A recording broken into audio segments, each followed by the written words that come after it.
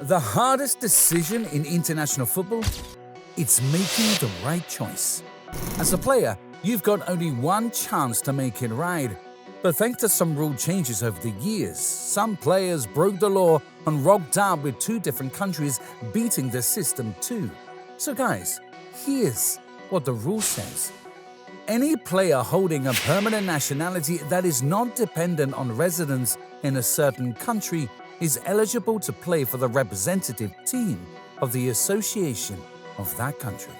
What this means is that a player who doesn't need extra laws to stay in a country directly qualifies to play for them. This usually happens naturally by birth. Guys like Messi and Ronaldo were born in their respective countries and as a result automatically qualified to play for them. The process is straightforward in cases like this, but more recently, certain conditions have made it more complicated because there's a jailbreak rule in the law that allows players the options of picking which teams to play for by testing a lot.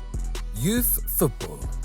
A couple of seconds back, the first rule was stated by FIFA on how a player qualifies to play for a national team. But youth football is a loophole that can go against that. Now, as a youth player who's yet to make an appearance for a national team, it is possible that this player can switch teams in the future. The reason is that according to the rules, for a player to get tied down to one national team, he has to have made an appearance in an official competition for them, meaning friendlies don't count. And that's why cases like the Declan Rice one happened. Rice played for Ireland at the youth level and even made a senior team appearance for them. But in 2019, he decided to make the switch and represent the Three Lions instead. Multiple factors allowed Rice to be able to do this. First off, his dad's from Ireland, and as a result, he qualifies to play for them through him, but he lived most of his life in England, spent over 5 years there, and because of that, when England approached him with an offer to come play for them, he said yes. Rice isn't the first youth player to make this decision, but at least his was more straightforward. Jamal Musiala was a huge controversy. The name Jamal Musiala isn't your typical English name, and his case story is unique. Musiala's dad is British-Nigerian and his mum is German. He was born in Germany in Fulda, but at the age of 7, his family moved to England and he basically grew up there. Because of this, Musiala's professional career began there as well. After playing for Chelsea's youth teams early on, he made the move to Bayern Munich, and when it was time to pick a national team due to how well he was playing, it became a bidding war. Musiala was eligible to play for Germany by birth, but England had a strong case.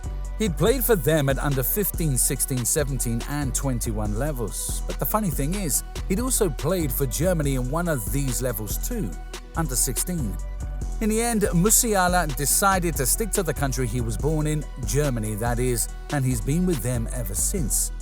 It gets even crazier too because way before the Musiala case, Spain tried to use the same method to poach the GOAT, Messi. At the time, Messi had just joined Barcelona's La Masia Academy, and after seeing how talented he was, the Spanish national team wanted to poach him. Messi was eligible to represent Argentina because it was his birth country. But having lived in Spain enough to start his professional football career there was an opening for Messi to represent the Spanish national team, but he turned it down to play for Argentina instead. The scope's pretty clear now. Youth football acts as a loophole for players to switch teams. Sometimes it can be confusing, like the Musiala case just showed.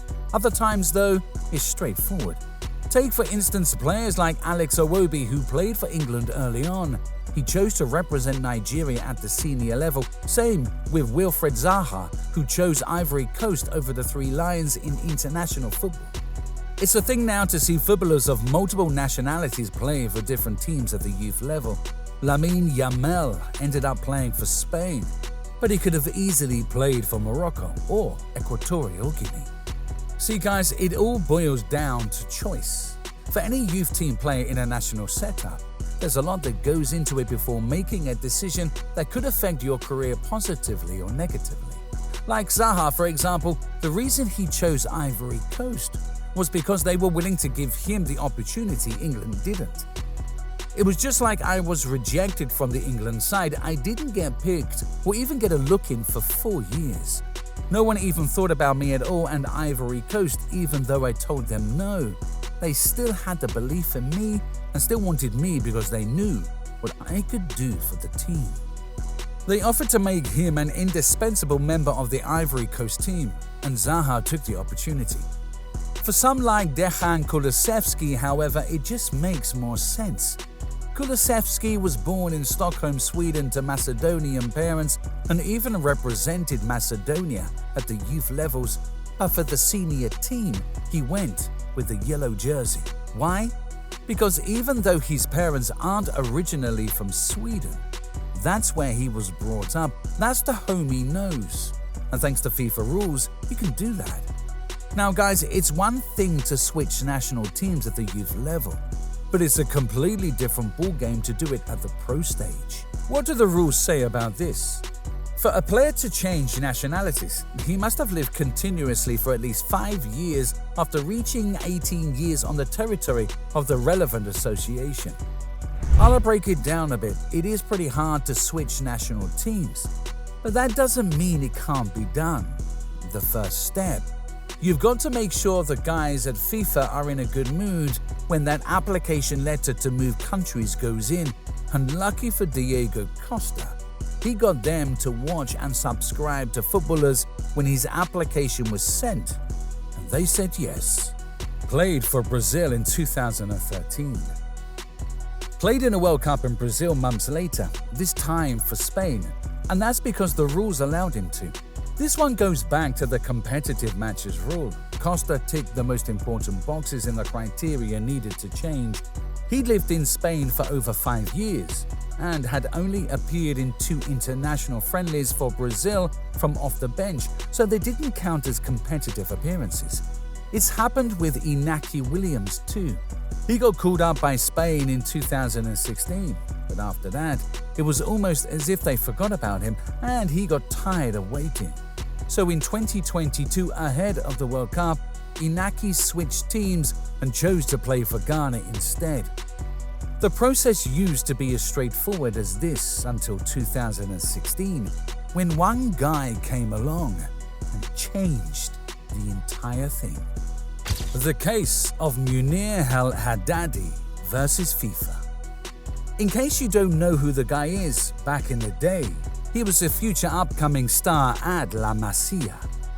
Munir had broken through the ranks of Barca, and he was now being touted as a proper talent for both the club and the national team. Spain didn't want to miss out, so they capped him once against Macedonia in 2014, but after that, he didn't receive a call-up again.